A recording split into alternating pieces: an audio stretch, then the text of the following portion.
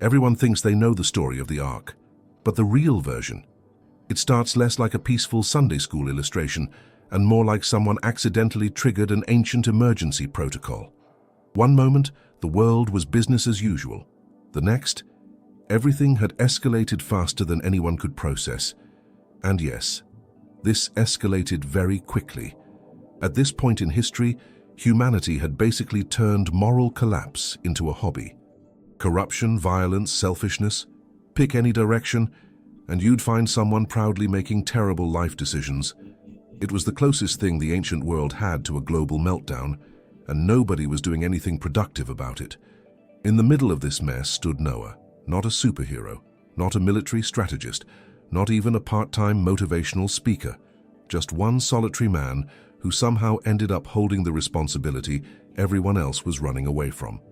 If you want a modern comparison, imagine being called into the office on your day off just to fix a problem that no one else wants to acknowledge. Except instead of the printer jammed, the issue is the entire world is collapsing. Then came the mission briefing, which, to be clear, wasn't much of a briefing. Noah was told to build an ark, a very large ark, a structure with no precedent, no backup plan, and no helpful blueprint titled, "So Your Planet is About to Flood." Also worth noting, there was no rain, no dark clouds, no meteorological warning, no logical explanation whatsoever. It was essentially the kind of order that arrives before the details, the kind that makes you wonder whether you misheard the instructions or whether the universe is playing a prank on you. Noah did what any rational person would do in that situation. He stared at the sky, then at the ground, then at the imaginary camera as if asking, "Is this really happening?" Meanwhile, the rest of the world kept living normally, completely unaware that their timeline had just been downgraded to short. But Noah had something nobody else had, a mission. Not a comfortable mission, not a convenient mission, a mission that made absolutely no sense yet somehow needed to be done immediately. He didn't know the details. He didn't know the deadline. He certainly didn't know why he had been selected, but he understood one thing. Something big was coming, and whatever it was, the Ark had to exist before it arrived. This was the beginning of an operation bigger than anything Noah or anyone else had ever seen. The world was changing, even if the world hadn't noticed yet. And this is where the story shifts from strange to historic, because this is where the scale changes. The moment Noah accepted the mission, the tone of the story changed from strange request to full-scale construction project. The Ark wasn't designed to be inspirational artwork. It wasn't a decorative piece for future textbooks. It was engineering for survival, nothing more poetic than that. And the scale ridiculous. The Ark wasn't just large, it was the kind of large that makes you wonder whether someone measured incorrectly. Its dimensions stretched far beyond anything a single person should attempt, without a team, a crane, or at least a neighbor who owed him a favor. But Noah had none of that. No modern tools, no hardware store, no construction crew. Just determination, wood, and a mission that sounded more like the world's longest to-do list. The building process took years, not movie montage years, actual years. Neighbors probably walked by daily with the same expression people use when they see someone assembling furniture incorrectly, but decide not to comment. From the outside, the project looked unnecessary at best and dramatic at worst. Because, let's be honest, building a gigantic floating structure in the middle of dry land tends to raise eyebrows. But from Noah's perspective, the project wasn't dramatic, it was required.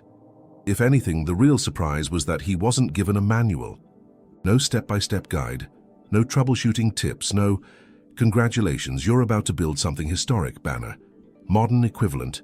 It was like constructing an industrial ship in your backyard, alone, without instructions, and while everyone else judges silently. Humor aside, the situation made sense only from up close. Anyone viewing from a distance saw exaggeration. But anyone standing next to Noah could see the logic. This was the only structure standing between life and a future everyone else didn't know was coming. The Ark wasn't a metaphor. It wasn't a symbol. It wasn't a giant sculpture meant to impress tourists. It was logistics, pure logistics. A wooden solution to a world-level problem designed to hold what mattered most when everything else failed. and the effort was absurd. Imagine the sound, the labor, the constant adjustments, the trial and error. Noah probably had days when the structure looked straight and days when it looked like it needed emotional support.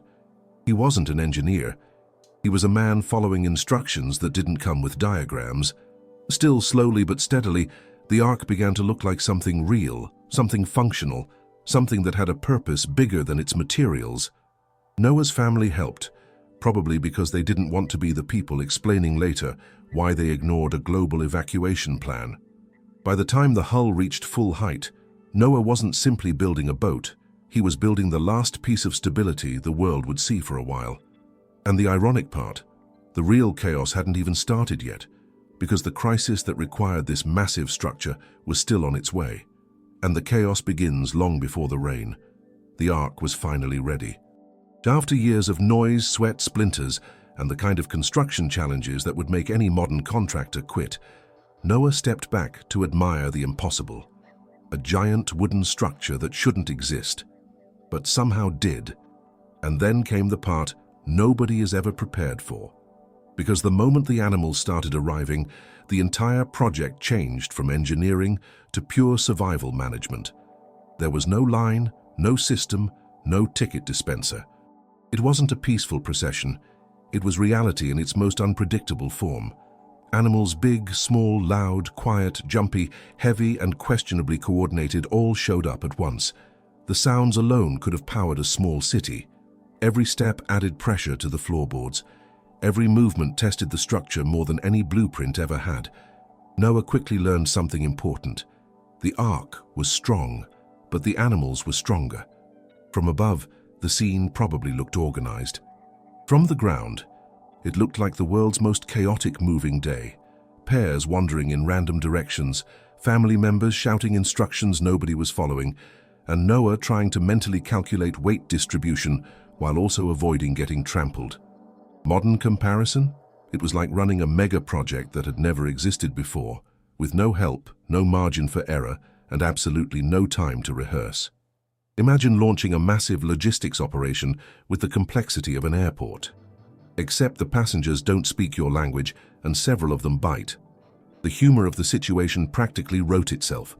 Everyone was trying to make sense of everything. Everything was happening at the same time. And the ark, which had just been completed, was suddenly being tested at full capacity without a warm-up round.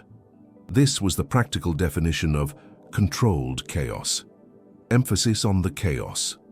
The controlled part was mainly optimism, but slowly things settled, not perfectly, just enough for Noah to confirm that the ark wasn't collapsing under the weight of responsibility, or elephants. The structure worked, the floors held, the walls stayed firm.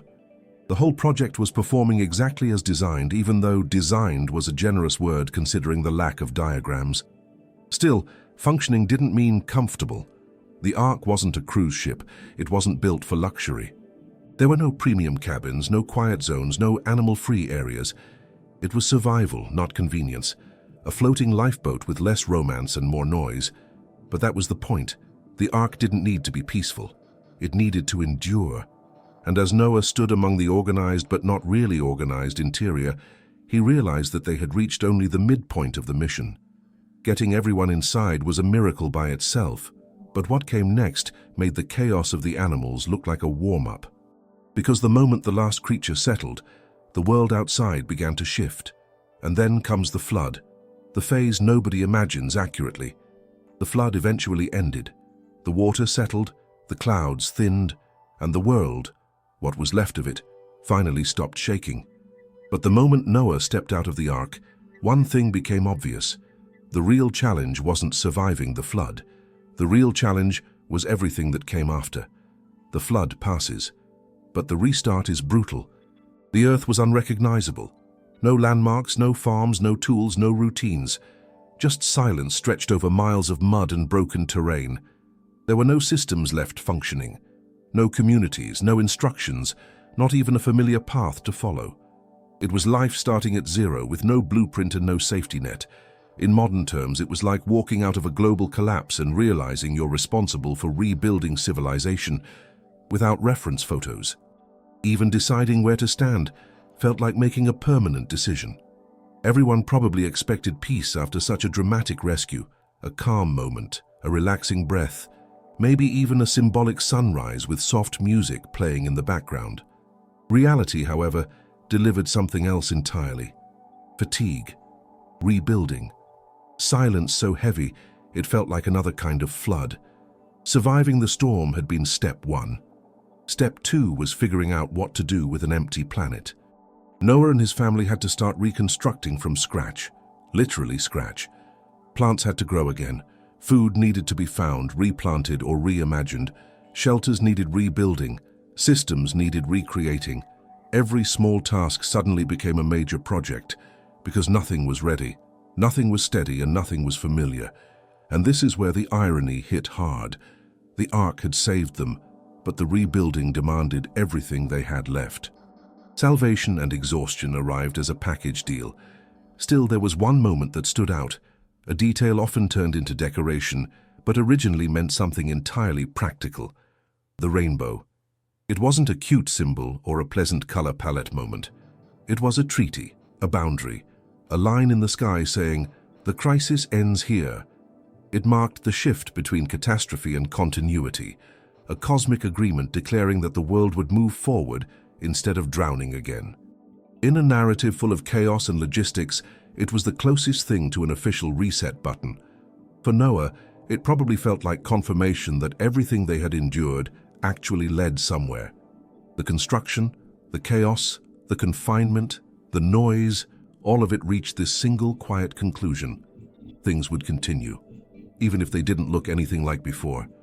And as the rainbow faded into the returning sunlight, the story transitioned from survival to rebuilding, from crisis to responsibility, from noise to long-term silence. The world wasn't the same, but it was theirs to restart. And this changes how the entire story is meant to be understood. The story of the Ark is often told as if it were symbolic, gentle, or wrapped in some neat moral package. But that version misses the entire point. The Ark of Noah wasn't what people imagine, because it wasn't built to be symbolic at all. It was built to be the last structure standing between life and the end. Looking back, every part of Noah's journey makes more sense when stripped of decoration. The mission was absurd from the beginning, an impossible assignment given with almost no explanation. The engineering was extreme, far beyond what anyone of that era should have been able to construct. The chaos was total, especially once the animals arrived and the Ark turned into the loudest ecosystem ever assembled. The confinement was real, not romantic. Weeks of noise, movement, tension, and uncertainty. And the restart afterward? Heavy, silent, and brutally demanding. But this is where the story stretches into something recognizable today. Sometimes a plan feels impossible, because it is impossible alone. Sometimes the structure that needs to exist can only be built under pressure. Strong structures don't usually come from comfort. They come from crisis, from urgency, from the kind of moment where doing nothing simply isn't an option. If Noah had explained his project to anyone outside his family, they would have laughed, ignored him, or asked for a more entertaining reason for building a giant wooden box. But that's the nature of unprecedented missions. They only make sense after they succeed. In modern terms, the Ark was the kind of project that looks absurd until the moment everything around it stops making sense. Then suddenly, it becomes the only thing that does. People often picture the Ark as a floating zoo or a gentle animal rescue operation, but that misses the responsibility behind it. It wasn't about the animals. It was about the weight of the future, literally carrying the continuity of life through a crisis that erased everything else. The Ark didn't represent comfort. It represented responsibility, the kind of responsibility that forces someone to act long before anyone understands why the action is needed. And that's why the final image of the Ark isn't a poetic boat sailing calmly on watercolor waves. It's a boundary, wooden, heavy and worn, standing between one world ending and another beginning. Because the Ark wasn't a beautiful boat. It was a limit, a divider between chaos and continuity, the last structure holding the line when everything else collapsed. So if the story feels bigger, harsher, or more practical than expected, that's because it is. The Ark was never designed to be admired. It was designed to work. Now the only question is, which story do you want to see reconstructed next? Babel, Jonah, or Abraham?